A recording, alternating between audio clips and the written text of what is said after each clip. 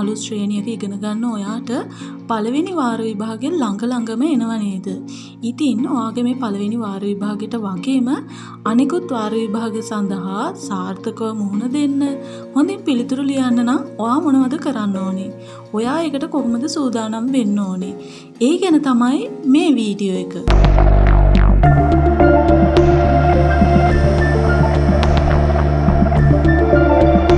ඔයා ගිය අවුරුද්දට වඩා මේ අවුරුද්දේ ඉන්නේ ඉහළ පන්තියක.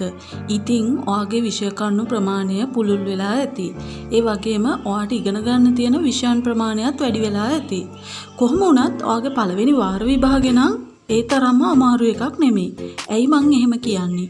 ඔයාගේ පළවෙනි වාර විභාගයේ පේපර් එක නිර්මාණය වෙන්නේ සීමිත පාඩම් ප්‍රමාණයකින් විතරයි. මුළු සිලබස් එකෙන්ම ඔයාට පේපර් එකක් නිර්මාණය වෙන්නේ නැහැ. ඉතින් ඔයාට තියෙන්නේ මේ මාස කිහිපේ ඔයාට පාසලෙන් උගන්වපු පාඩම් ටික හරියට පාඩම් කරගන්න විතරයි. ඉතින් ඒක ලොකු chance එකක් වෙනවා ඔයාගේ පළවෙනි වාර විභාගයේදී ඉක්මනින් පාඩම් කරගන්න වගේම පාඩම් ටික හොඳින් මතකයේ තියාගන්න. ඒ වගේම ඔයාගේ පළවෙනි වාර විභාගයේ පේපර් එක නිර්මාණය කරන්නේත් ඔයාගේ පාසලෙන්ම තමයි. ඉතින් ඒකත් ලොකු chance එකක් වෙනවා ඔයාට පළවෙනි වාර විභාගයේදී බයක් නැතුව සාර්ථකව පේපර් එකට උත්තර ලියන්න. ඉතින් ඔයාට මේ පළවෙනි වාර විභාගයේ හරිම ලේසි. ඔයාට තියෙන්නේ හරිම සීමිත පාඩම් ප්‍රමාණයක් විතරයි. ඒ ටික හරියට කරගත්තොත් ඔයාට ලොකු ජයග්‍රහණයක් ලැබෙනවා. ඒ වගේම ඔයා මුල ඉඳන්ම ඔයාගේ ශ්‍රේණියට අදාළව පාස් පේපර්ස් කරන එක ගොඩක් වැදගත් වෙනවා. ඉතින් ඔයා මේ පාස් පේපර්ස් පොත් කඩෙන් ගන්න නැත්නම් ඔයාට පුළුවන් කවුරු හරි ගිය අවුරුද්දේ ඒ ශ්‍රේණියේ හිටපු කෙනෙක්ගෙන් ඒ පොත් ටික ඉල්ල ගන්න පුළුවන් නම් ඒක ගොඩක් වැදගත් වෙනවා. ඉතින් ඔයා මේ පාස් පේපර්ස් කරන එකේ වැදගත්කම තමයි ඔයාට විෂය කරුණු හොඳින් මතකයේ තියාගන්න, විෂය කරුණු ගැන අවබෝධය ඇති කරගන්න, ඒ වගේම ඔයාගේ විභාගවලදී ප්‍රශ්න එන රටාවන් තේරුම් ගන්න, ඒ වගේම ප්‍රශ්න වලට පිළිතුරු හොඳින් අවබෝධ කරගන්න ඔයාට මේ පාස් පේපර්ස් කරන එකෙන් ලොකු හැකියාවක් ලැබෙනවා. ඉතින් ඔයා මොන ශ්‍රේණියේ හිටියත් මුල ඉඳන්ම පාස් පේපර්ස් කරන එක ගොඩක් වැදගත් වෙනවා.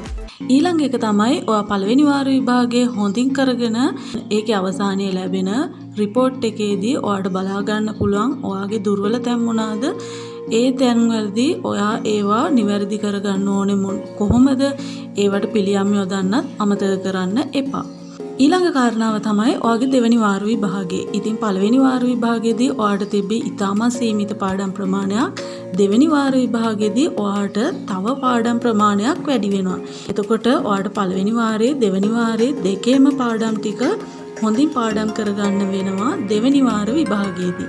ඉතින් ඔයා මුලින් ඉඳන්ම හරියට කරගෙන ආවනම් ඔයාට පළවෙනි වාරෙදී උගන්වපු පාඩම් ටික නැවත පාඩම් කරන්න අවශ්‍ය වෙන්නේ නැහැ. දෙවෙනි වාරෙදී උගන්වපු පාඩම් ටික තමයි හොඳින් පාඩම් කරගන්න අවශ්‍ය වෙන්නේ. ඉතින් ඔයාට මේ දෙවෙනි වාර විභාගයේදී පේපර් එකක් නිර්මාණය වෙන්නේ පළාත් පාලන කාර්යාලයෙන්. ඉතින් එතකොට ඔයාට වාර දෙකක පාඩම් කරගන්න වෙනවා.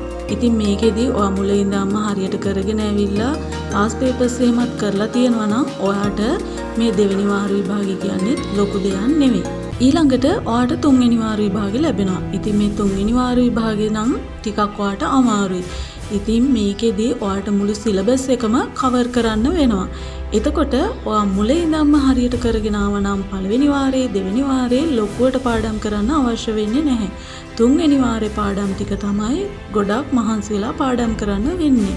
ඉතින් ඔයා ශ්‍රේණියකට ගියාම ඒ ශ්‍රේණියේ මුල ඉඳන්ම හරියට අධ්‍යාපන කටයුතු කරගෙන ගියොත් ඔයාට පළවෙනි වාරයේදී දෙවෙනි වාරයේදී තුන්වෙනි වාරයේදී කියලා නෑ. ඔයාට ඕනම විභාගයකින් විශිෂ්ට ජයග්‍රහණ ලබා ගන්න පුළුවන්.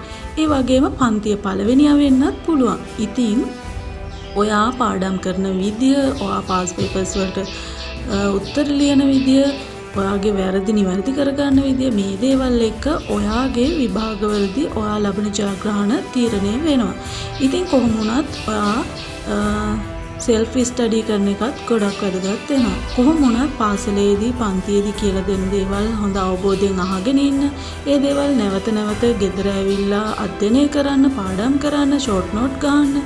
මේ දේවල් කරාම පාස් පේපර්ස් කරාම ඔයාට ඒ විෂය කරුණු ගැන හොඳ අවබෝධයක් ලැබෙනවා. කටපාඩම් කරන්නේ නැතුව හොඳ අවබෝධයෙන් පාඩම් කරාම ඔයාට ඕනෙම විභාගයකින් ඕනෙම ජයග්‍රහණයක් ලබන්න පුළුවන්. ඉතින් අද දවසේ මම මේ වීඩියෝ එකෙන් ඔයාලට අරගෙන ආවේ වාර විභාගයකදී සාර්ථකව මුහුණ දෙන්න, වාර විභාගයකදී බය නැතුව හොඳ පිළිතුරු ලියන්න, හොඳ ලකුණු ප්‍රමාණයක් ගන්න ඔයා මොනවද කරන්න ඕනි කියලා. ඉතින් මං හිතනවා අද දවසේ වීඩියෝ එක ඔයාට ගොඩක් වැදගත් වෙන්න ඇති කියලා. ඉතින් මම ප්‍රාර්ථනා කරනවා ඔයා ලියන වාර විභාගෙට සාර්ථකව පිළිතුරු ලියන්න ලැබෙන්න වගේම හොඳ ප්‍රතිඵල ලබාගෙන පන්තියේ පළවෙනියා වෙන්න ලැබෙන්න කියලා. එහෙනම් ඉතින් ඔයාලා හැමෝම පරිස්සමට සතුටින් ඉන්න ඕනේ. මං ගිහින් එන්නම්.